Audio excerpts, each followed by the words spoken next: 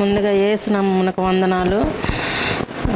3 months back ఏం జరిగిందంటే, నాకు బాగా దగ్గు ఆయాసం ఎక్కువగా ఉంటే నేను డాక్టర్ గారి దగ్గరికి మా సారు వెళ్ళమంటున్నాడు, కానీ నేను తగ్గిద్దిలే ఏమవుతుంది ఏం కాదు అని ధైర్యంగా ఉన్నాను. కానీ ఇంకా నేను స్టడీ పెట్టుకుంటాను. స్టడీలో ఉన్నప్పుడు ఇంకా బాగా ఎక్కువైపోయింది. పిల్లలకి చెప్పలేకపోతున్నాను, ఏం చేసినా కానీ ఏమీ చెప్పలేకపోతున్నాను. ఇంకా అట్లాగే 8 వరకు ఓపిక పట్టా. 8 దాకా నేను స్టడీ చెప్తాను. 8 వరకు ఓపిక పెట్టి ఇంకా అప్పుడు రాజేశ్వరరావు డాక్టర్ దగ్గరికి వెళ్ళిపోతే ఇంకా అప్పుడేం చెప్పారంటే, ఈ ఆయాసం ఇవన్నీ చూసి ఎగో టెస్ట్ చేయాలమ్మా నీకు, వెళ్ళిపో అని అన్నారు.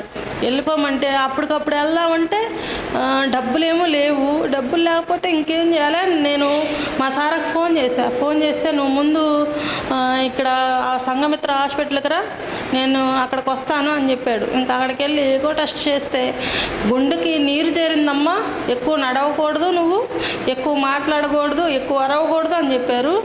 అరవకూడదని చెప్తే సరేనని ఇంకా ఈ గుండెకి సంబంధించింది కదా అని దిగులు పడతా ఉన్నాను. కానీ బయటికి చెప్పుకోలేకపోతున్నాను, మా సార్తో కూడా షేర్ చేసుకోలేకపోతున్నాను నా బాధని.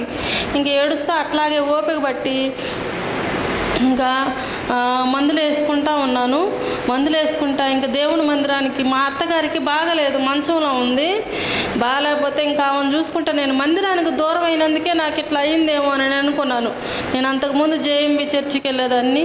తర్వాత ఇక్కడికి చిన్నగా అనవయం పెద్దమ్మ నన్ను తీసుకొచ్చింది, పాస్టర్ గారికి వాళ్ళందరికీ పరిచయం చేసింది. తీసుకొచ్చి నేను మందిరానికి వస్తూ ఉన్నాను. మందిరానికి వస్తూ ఉంటే స్వస్థత జరిగింది. తర్వాత ఏం జరిగిందంటే, ఒక సడన్గా 2 days ఎడం చేయి బాగా నొప్పి వచ్చేసింది. ఎంత నొప్పి అంటే కనీసం పేపర్ కూడా పట్టుకోలేని స్థితిలో ఉన్నా నేను. అసలుకి బాగా నొప్పిగా ఉంది. ఇంకొక రోజు మధ్యాహ్నం బాగా ఇంకా ఎవ్వరు లేరు, తలుపేసుకొని ఏసయ్య ఎందుకు వస్తుంది, నాకు హార్ట్ ప్రాబ్లం ఉందని చెప్తున్నారు కదా, ఎందుకు వస్తుంది, ఎడం చేయి నొప్పి వస్తే ఇంకా ఎక్కువ ప్రాబ్లం క్రియేట్ అవుతుందని నాకు అర్థమవుతుంది, నన్ను కాపాడయ్యా అని ప్రార్థన చేసుకుంటా అట్లాగే ఏసయ్య నీ రక్షణ నాకు కావాలయ్యా అని ఏడ్చుకుంటా ప్రార్థన చేశాను. ప్రార్థన చేసి పడుకోగానే దేవుడు నా చెయ్యిని తాకి నాకు స్వస్థత ఇచ్చాడు.